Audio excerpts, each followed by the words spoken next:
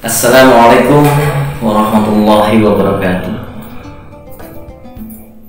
Alhamdulillahilladzi hadana li hada wa ma kunna linahtadiya laula an hadana Allah. Assalatu wassalamu ala asrafil anbiya'i wal mursalin wa ala alihi wa sahbihi ajma'in, amma ba'du. Wa qala Allah ta'ala fil Qur'anil Karim wa huwa asdaqul qailin. A'udzu billahi minasyaitonir rajim. Bismillahirrahmanirrahim. Ya ayyuhalladzina amanu kutiba 'alaikumus shiyam kama kutiba 'alal ladzina min qablikum la'allakum tattaqun.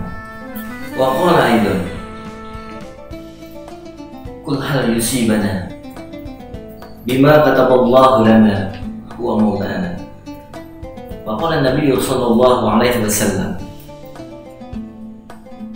man fariha bidukhuli Ramadan haramallahu jasadahu 'alal nar.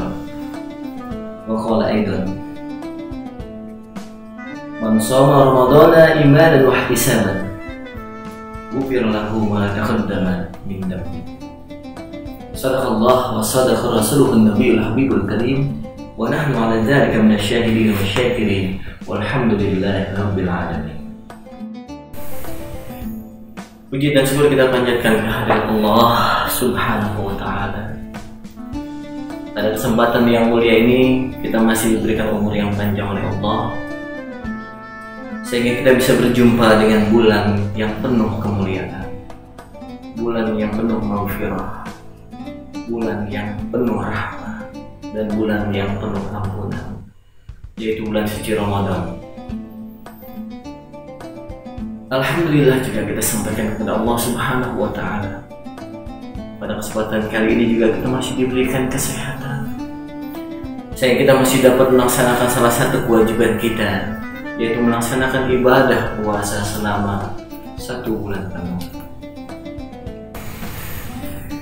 Salawat dan salam kita sampaikan kepada junjungan kita Nabi besar Muhammad sallallahu alaihi wasallam, yang telah mengajarkan kita, yang telah mendidik kita, yang telah menyelamatkan kita insyaallah dengan membawa segala keberkahan dalam hidup dan membawa kita dalam suasana penuh kedamaian, penuh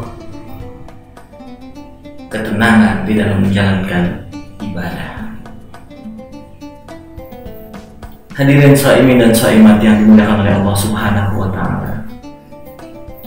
Sesuai dengan apa yang tadi saya sampaikan, hadis Nabi yang berbunyi man fariha bidukhuli Ramadan haramallahu jasadahu 'alan nar, yang artinya barang siapa yang berbahagia dengan datangnya bulan suci Ramadan, maka jasadnya diharamkan dari api neraka.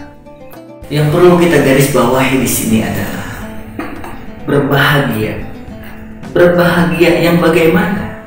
Yang bisa menyelamatkan kita dari kobaran api neraka dan masuk ke dalam surga Allah Subhanahu wa ta'ala. Ini bukan hanya sekedar ungkapan saja, tapi ini mempunyai banyak makna yang harus kita terjemahkan, yang harus kita interpretasikan. Mungkin kalau hanya sekedar kata bahagia, seperti anak kecil yang dikasih hadiah, dia euforia, lari sana, lari sini dan lain sebagainya. Ternyata bukan itu. Sebagian kecil bisa dibenarkan kebahagiaannya seperti itu, tapi kebahagiaan yang sesungguhnya adalah dimana ketika datang bulan suci Ramadan, kita benar-benar ingin niat dengan motivasi dan semangat yang tinggi untuk lebih meningkatkan kadar keimanan kita dalam bentuk ibadah kepada Allah Subhanahu wa ta'ala. Tentunya ibadahnya nggak mesti kita dijelaskan, karena kita sudah paham betul ibadahnya bagaimana yang harus kita lakukan. Salah satunya yaitu menjalankan ibadah puasa. Ibadah puasa yang pastinya akan membawa kita kepada derajat ketakwaan di sisi Allah Subhanahu wa ta'ala, sesuai dengan apa yang telah ditetapkan oleh Allah. Inna akramakum indallahi atqakum. Sesungguhnya yang paling mulia di antara kamu adalah orang-orang yang paling bertakwa di antara kamu. Maka dari itu, selain ibadah puasa yang memang kita wajib untuk melaksanakannya, ada ibadah-ibadah yang lain yang memang sudah rutin kita laksanakan, seperti sholat fardu, sholat sunnah, ibadah-ibadah yang lain seperti sedekah, zakat, infak, wakaf, dan lain sebagainya. Kita tingkatkan semua di bulan suci Ramadan ini dengan tujuan kita mengharapkan ridho dari Allah Subhanahu wa Ta'ala, yang memang ibadah-ibadah yang kita lakukan di bulan suci Ramadan ini pastinya akan dibalas dengan pahala yang besar berlipat ganda oleh Allah Subhanahu wa Ta'ala. Marilah bersama-sama kita meningkatkan kualitas ibadah kita di bulan suci Ramadan ini dengan penuh keyakinan, dengan penuh pengharapan. Apalagi di musim ujian besar seperti sekarang ini, yang kita baru mengalaminya, yaitu ujian pandemi COVID-19. Subhanallah. Di mana keimanan kita di sini benar-benar diuji, benar-benar diukur, terutama keimanan kita dalam taqarrub kepada Allah. Kita bisa menganggapnya peristiwa wabah COVID-19 ini adalah sebagai ta'ud, karena orang-orang yang beriman menganggap ta'ud itu adalah merupakan bagian cara untuk mendapatkan syahid di hadapan Allah. Bahkan ada juga sebagian mereka yang berdoa, ya Allah, mudah-mudahan saya terkena dengan ta'ud ini. Bahkan mereka yakin ketika mereka wafat, ketika mereka meninggal disebabkan oleh ta'ud ini atau wabah penyakit ini, mereka yakin matinya sebagai mati syahid. Kita boleh takut dengan wabah ini dengan cara kita berhati-hati melakukan setiap hal yang biasa kita lakukan dengan hati-hati, karena secara protokol kesehatan kita pastinya sudah tahu. Kemudian dari penyebaran virus ini juga kita sudah tahu sangat cepat, sehingga kehati-hatian kita itulah seolah-olah kita takut. Pada dasarnya takut itu hanya kepada Allah Subhanahu wa Ta'ala.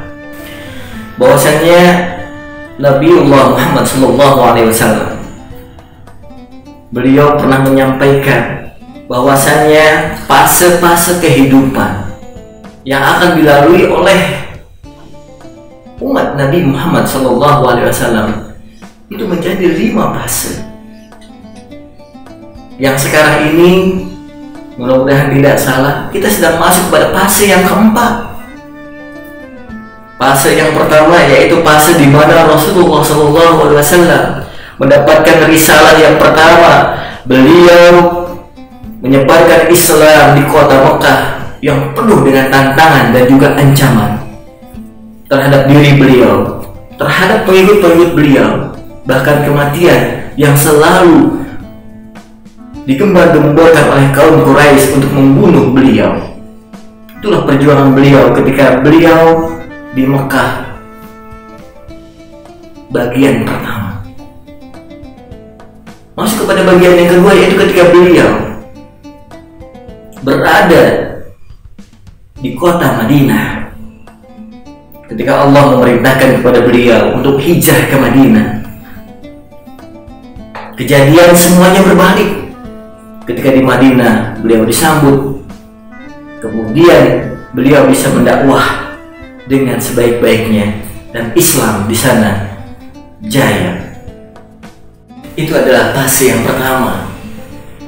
Fase yang kedua adalah fase di mana khalifah memimpin yang kurang lebih selama 30 tahun. Khalifah yang pertama adalah Abu Bakar, Umar bin Khattab, Utsman bin Affan, dan Ali bin Abi Thalib. Itu kurang lebih sekitar 30 tahun fase kekhalifahan, di mana ini pun masih menjadi fase kejayaan umat Islam. dan memasuki fase yang ketiga, yaitu fase yang masih sama dengan fase kekhalifahan yang kedua, tapi di dalamnya ada sistem kekerajaan seperti Bani Abbasiyah, Bani Umayyah, Turki Utsmani. Itu adalah fase yang ketiga, yang dimana di fase ketiga ini pun Islam masih mengalami masa kejayaan. Memasuki fase yang keempat. Fase yang keempat adalah fase yang sekarang sedang kita jalani, yaitu fase di mana kekuasaan sangat mendominasi, bahkan terkesan memaksakan. Kita bisa melihat banyak sekali kebijakan-kebijakan yang kurang berpihak kepada Islam, bahkan secara sentral, secara dunia. Untuk fase keempat ini, dunia dikuasai oleh Yahudi dan Nasrani. Bahkan mereka terkesan memaksakan semua kebijakan. Bahkan kita yang kurang memenuhi keimanan dalam kehidupan ini, kita seolah-olah mengekor kepada mereka. Padahal itu adalah merupakan satu kesalahan. Tapi tidak bagi orang yang beriman kepada Allah Subhanahu wa Ta'ala, karena di dalam imannya hanya Allah lah yang aku takutkan, hanya Allah lah yang aku sembah, hanya Allah lah tempat aku mengadu dan tempat aku kembali. Itu fase yang ketiga, keempat, dan fase yang terakhir, yang insya Allah sudah sangat dekat. Fase ini dimana Rasulullah SAW mengatakan pada fase yang terakhir ini adalah fase dimana mereka akan mengalami masa seperti masa sekarang, masa dimana semuanya berjuang, masa dimana semuanya tidak ada yang namanya mengenal teknologi dan lain sebagainya. Fase dimana mereka menegakkan keislaman dengan apa? Dengan pedang dan peperangan. Maka dari itu, fase keempat yang sedang kita lakukan ini, yang sedang kita laksanakan ini, yang sedang kita alami ini, merupakan fase yang akan berakhir dan akan memasuki fase yang terakhir, yaitu fase yang kelima. Tetap kita harus mempertahankan keimanan kita kepada Allah Subhanahu wa Ta'ala, seraya dimana kita hanya menyembah kepada Allah dengan berpegang teguh kepada Kitabullah Al-Quranul Karim, yang memang menjadi pedoman hidup kita baik di dunia ataupun di akhirat. Mudah-mudahan kita semua menjadi hamba-hamba Allah yang dipelihara, menjadi hamba-hamba Allah yang dijaga, menjadi hamba-hamba Allah yang diselamatkan. Karena sering kita mendengar dari pembahasan para asatidz yang mengatakan duha akan segera datang, dan memang ketetapannya sudah ada dalam Al-Quran bahwasanya duha ini akan segera datang dan akan dialami oleh manusia, di mana di sini Allah akan benar-benar menyelamatkan orang yang beriman kepada Allah dan membinasakan mereka yang kufur atau kafir terhadap Allah Subhanahu wa Ta'ala. Terakhir, mohon maaf apabila ada kesalahan di dalam penyampaian yang baru saja saya sampaikan.